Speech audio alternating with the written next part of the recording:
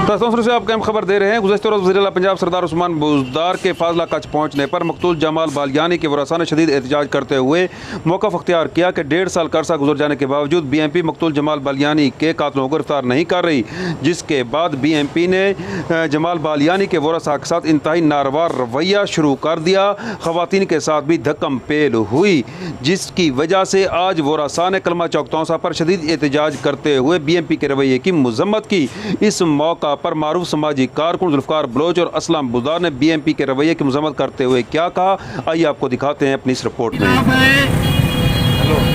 जैसा कि आप जानते हैं कि कल वज़ीर आला पंजाब सरदार उस्मान बुज़दार साहब का फाजला का दौरा था, तो वहाँ कुछ ख़वातीन के कुछ मसाइल थे, वो उनसे मिलना चाहती थी, लेकिन BMP फाजला के एहलकारों ने ख़वातीन की जो बेहुरमती की और इंसानी हकूक़ की जो वायलेशन की, बलोच रिवायात की जो पामाली की, उसकी हम पुरज़ोर मज़म्मत करते हैं। उस्मान बुज़दार साहब गाँव में तराइयाँ बनने से नहीं बनते हैं, गाँव में सड़कें बनने से नहीं बनते हैं, गाँव में बुलडोजर देने से नहीं बनते। उस्मान बुज़दार साहब, आप अगर लीडर बनना है कौम को इंसाफ दो, हम कौम को इंसाफ दो।